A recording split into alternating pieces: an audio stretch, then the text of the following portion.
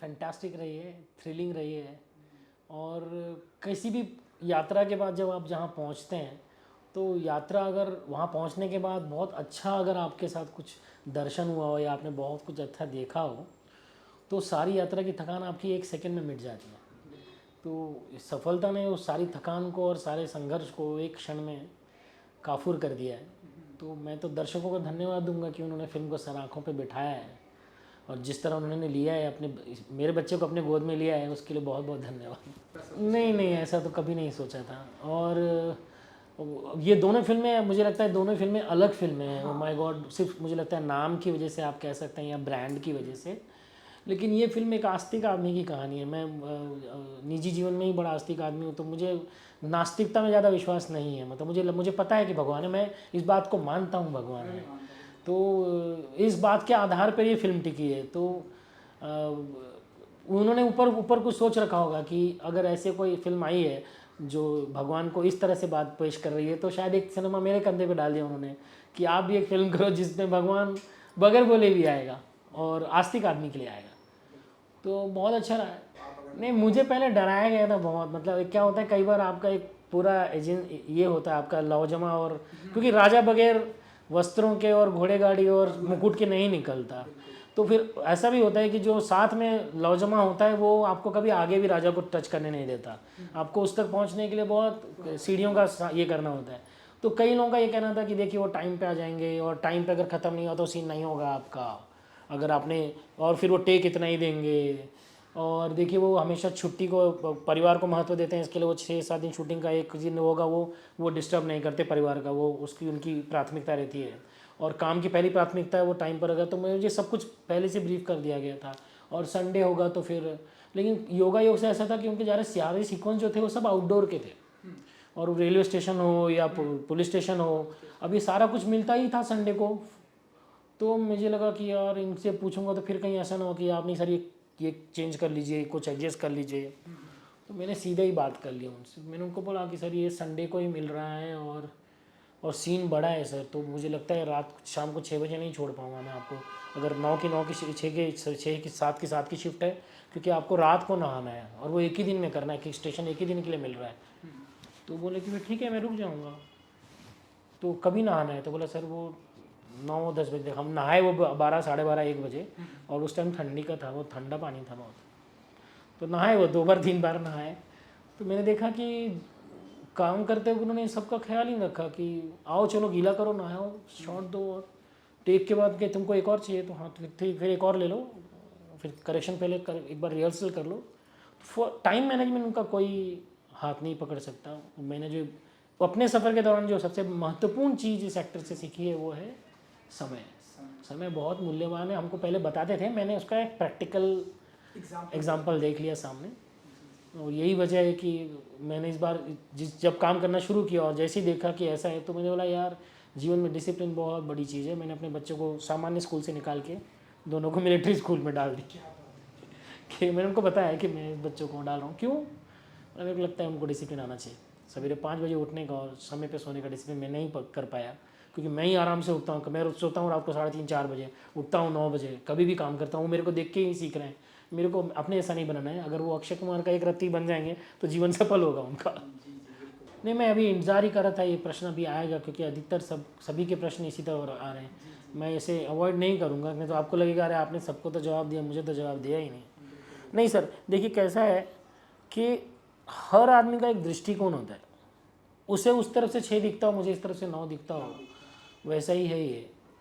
उनकी कोई मजबूरी रही होगी, लेकिन अब दर्शकों के पास आने के बाद फिल्म ने जिस तरह से बात करना शुरू किया है, किसी एक रिव्यूअर ने वो जो अभी जो सीन पहले जो आपने इस पर देखा होगा टीजर में, स्टेशन पे जो नहाने का सीक्वेंस है, जो ब्रह्म मुहूर्त में एक पानी से जो नहा रहे हैं, अभी तो चेंज हो गया, बैकड्रॉप बदल गया, नहाने का सीक्वेंस है लेकिन स्टेशन नहीं है, वो सेंसर की वजह से बैकड्रॉप कट गया, मतलब मॉडिफाई हो गया। उन्होंने काटा नहीं, क्योंकि उन्होंने बोला कि मैं नहाने का सीन नहीं कट कर सकता, मेरे लिए बहुत इंपॉर्टेंट है वो। तो उन्होंने बोला ठीक है आप बैकड्रॉप बदल दीजिए कि कहीं लोग ये ना बोलें कि स्टेशन पे नहा रहे हैं। तो मेरे अपने तर्क थे, उनके अपने तर्क थे, और वो उसके बीच में हमने एक रास्ता चुन लिया जिससे फिल्म का एसेंस ख़राब ना हो और फिल्म लोगों तक पहुंच जाए। मुश्किल रहा है, लेकिन अब मैं सबके थ्रू यही इल्तजा कर रहा हूँ, अब मैं यही रिक्वेस्ट कर रहा हूँ कि मैं अभी भी हाथ जोड़ के कह रहा हूँ कि अभी भी समय नहीं गया है, 1 हफ्ता हुआ है, प्रेक्षक अपने परिवार के साथ फिल्म देखना चाहता है और मैं चाहता हूँ ये बच्चे देखें, बच्चों तक ये बात जाए, क्योंकि जिस बच्चों के लिए हमने फिल्म बनाई है ना, पर्पस डिफीट हो गया है। लोग बात करके मुझे फ़ोन करके असंख्य फ़ोन आ गए हैं कि हमें अपने बच्चे को दिखाना है, मैं तो देख आया, लेकिन घर आके मैं उसको कैसे बताऊं कि मैं क्या फ़िल्म देख के आया। ये बिल्कुल वैसी बात है कि आप जुरासिक पार्क देख के आए हो, अब बच्चों को नहीं दिखाना है, नहीं बच्चे डर जाएंगे, बच्चे का हार्ट अटैक आ जाएगा वो जुरासिक जब आएगा वो तार तोड़ के। तो और वो पेरेंट अगर देख के जाए तो वो कैसे बताएगा कि स्पीलबर्ग ने ये बनाया है और उसमें वो तार तोड़ के आता है, बच्चा बोलेगा पापा कैसा होता है वो। मतलब ये बिल्कुल ऐसा है कि मैं रात को तुमको कहानी बताऊंगा, उसका एक राक्षस आ जाता है, इससे बच्चे को कुछ लेना देना नहीं है, बच्चा इससे ज़्यादा देख रहा है। तो वो घर में तो उपलब्ध है और देखिए सर थोड़े दिन में जब OTT पे जाएगा और पिताजी काम पे चले जाएंगे, मम्मी बाजी लेने चले जाएगी, बच्चा अपना मेंबरशिप कार्ड खोलेगा और वो देख लेगा। तो अंत अगर आपको पता है कि ये होने ही वाला है तो बेहतर तो यही है ना सर कि मेरा बच्चा अगर जिद कर रहा है कि उसको नूडल खाने का है तो वो चौराहे पे जहाँ गंदे तेल में कोई नूडल बना के दे रहा हो और अनहाइजीनिक हो, उससे अच्छा है कि मैं नूडल घर पे लेके आऊँ, उसको मैं गर्म करके अच्छे पानी में बच्चे को कटोरे में बना के, हम लोग यही करते हैं ना, बच्चों को देते हैं ना नूडल बना के चॉपस्टिक के साथ कि बच्चा ये खा लो, बाहर का नहीं खाना है, घर में खा लो, मैं एक संडे को बना के दे दूँगी। तो हम ये किसके लिए करते हैं? हम बच्चे के भले के लिए तो करते हैं ताकि उनकी सेहत खराब ना हो। अब अगर मानसिक सेहत की बात हो रही है, आपको लग रहा है, तो ये तो अगर आप खुद ही बात करेंगे कि भाई मोबाइल में ये देखने के बजाय बेटा मैं तेरे को बता देता हूँ कि ये बॉडी में जो चेंज आ रहा है तेरे, ये नैसर्गिक है। सर नैसर्गिक है इसीलिए ज़्यादा जरूरी है बच्चों को बताना। कई लोगों को लगता है कि नैसर्गिक है, बच्चे को तो पता चल जाएगा ना, जब बॉडी में कोई चेंज आएगा तो लड़की को भी पता चल जाएगा कि आज पीरियड्स का डेट आ गया है, ये नैसर्गिक है, तभी तो माँ बताएगी ना कि बच्चे ये कोई बड़ा बदलाव नहीं हुआ है तुम में, ये शारीरिक बदलाव, ये हार्मोनल चेंज है, ये मेरे साथ भी हुआ था। हम बच्चे से बताते हैं ना, तो अभी समय आ गया है उन्हें, तो वो वही ढूंढेगा। आप किसी बच्चे को बोलो ना साइज ऑफ पेनिस लिख के सर्च करने के लिए, 1 लाख साइट आ जाएगा और साथ में वो ऐड भी आएगा जो बताएगा आपको कि देखिए आपका ये साइज गलत है, हम दवा लो हमसे, क्योंकि बाजार है ये, आप बाजार कैसे रोक पाएंगे अंदर घुसने के लिए। तो ये अब अगर मैं नहीं समझा पा रहा हूँ सेंसर को और प्रेक्षक भी बोल बोल के बता रहा है, अगर नहीं समझ पा रहा है तो फिर मैं इसके आगे, मैं हथियार पहले ही डाल चुका हूँ, मैं फिर से एक बार हथियार डाल के समर्पित होकर भाव से कह रहा हूँ, अभी भी वक्त है कि आप अपनी गलती का ये कर सकते हैं, मतलब इसको आप ठीक कर सकते हैं। नहीं सर मैं मेंटली प्रिपेयर, जब भी कहानी लिखूंगा तो मैं ये सोच के नहीं लिखूंगा कि इसको कौन पसंद करेगा और कौन नहीं करेगा। कहानी जो जन्म लेती है वो खुद ही जन्म लेती है, मैं उसका जनक नहीं हूँ, मैं उसके हाथ पैर तोड़ के उसको पैदा नहीं कर सकता। मैं उसको उतनी खुराक दूंगा कि वो एक स्वस्थ बच्चा पैदा हो। वो बाजार में जाने के बाद कोई इसको कहे कि यार इसकी आँख थोड़ी बड़ी लग रही है मेरे को, इसके बाल मुलायम नहीं है, घुंघराले हैं, वो दर्शकों के पर है।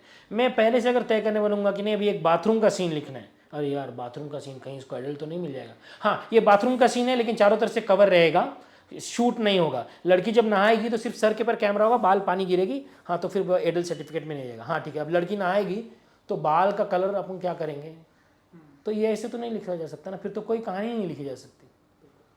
और स्वतंत्रता आपका जो हक है, फ्रीडम ऑफ स्पीच जिसको हम कहते हैं, ये मेरे को मौलिक हक मेरे संविधान ने दिया है, मैं वही लिखूंगा जो मुझे सही लगता है। नहीं देखिए ये निर्णय तो बहुत प्रोड्यूसर्स का निर्णय होता है, ये मेरे जुरिडिक्शन का नहीं है, लेकिन उन्होंने सोच समझ के किया, क्योंकि ये वीकेंड छुट्टी का 15 अगस्त है, उसके बाद फिर लंबा वीकेंड भी है, कोई फिल्म भी आगे पीछे नहीं। देखिए आप अगर ये सोच के बैठेंगे ना कि गाड़ी में तब निकालूंगा जब सिग्नल सब हरा होगा, तो कभी गाड़ी नहीं निकाल पाएंगे आप। आपको पीछे आते तो ओपनहाइमर आती है, रॉकी रानी आती है, आगे आएंगे तो 2 और फिल्में आएंगी, कभी भी ये तय नहीं कर पाएंगे। अब हर हफ्ते का आपका लड़ाई अलग है। दूसरा, हाँ गदर के साथ आने का निर्णय कभी भी वर्सेस नहीं था कि दिस वर्सेस दिस, एनिमल भी वर्सेस नहीं था कि हम दिस वर्सेस दिस था।